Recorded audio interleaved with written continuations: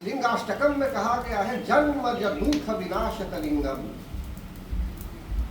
जन्म जन्मांतर से पूर्व जन्मों में भी जो हमने कर्म किया है और जिसके कारण वह आज हम इस पृथ्वी पर हैं और अभी जो कर्म हम कर रहे हैं, प्रत्येक कर्म का जैसे मैंने कहा प्रभाव पड़ता है जीवन पर। इसी प्रकार भगवान कृपा करते हैं कि जो बैकलॉग है, जो पूर्व कर्मों के फल जो नहीं मिले हैं, अभी जो मिलने वाले हैं, तो वे ऐसी कृपा करते हैं कि हम इन कर्मों के फलों से वंचित हो जाते हैं। लेकिन कुछ ऐसे फल हैं जिनको हमें चखना ही है। कुछ ऐसे कर्म होते हैं जो मायने नहीं होते हैं, बेजा होते हैं। तो निर्भर है कि हमारा कर्म कैसा रहा। कहने का तात्पर्य यह है कि जीवन में जो भी हम करते हैं, सुबह से लेकर शाम तक या बिहान तक, प्रत्येक कर्म का प्रभाव पड़ता है जीवन पर। एक शब्द भी यदि किसी को कुछ बोल देंगे तो उसका प्रभाव पड़ सकता है, उसकी प्रतिक्रिया भी पड़ सकती है। किसी की भावना को हम यदि या किसी की भावनाओं को हम चोट पहुंचा देंगे तो उसका भी प्रभाव पड़ता है हमारे जीवन पर, या उस व्यक्ति के जीवन पर उसका प्रभाव पड़ता है।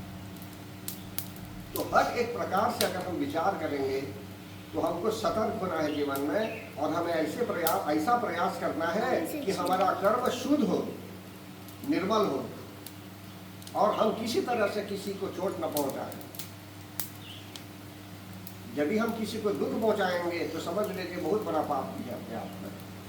पर पीड़ा, किसी को पीड़ा पहुंचाना नहीं चाहिए। और हम कोशिश की करें कि हम सबसे मिलजुल कर रहे जीवन में, प्रेम भाव से जीवन व्यतीत करें, सोशेबल, सामाजिक हो।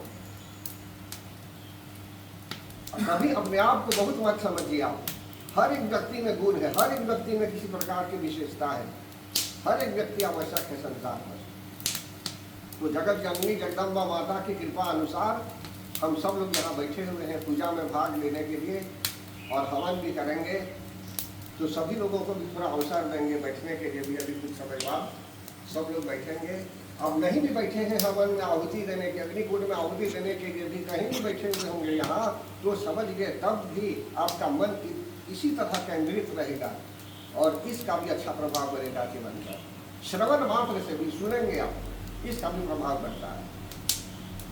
जैसे एरोप्लेन में बैठ जाएंगे आप, उसको चला भी नहीं रहे हैं आप एरोप्लेन को, तो मौका नहीं भी है वहाँ, आप बैठे हुए हैं ऐसे ही प्लेन में, तो भी उसका अच्छा प्रभाव पड़ता है। कारण कि आप सफर कर रहे हैं, बैठ चुके हैं उस पर।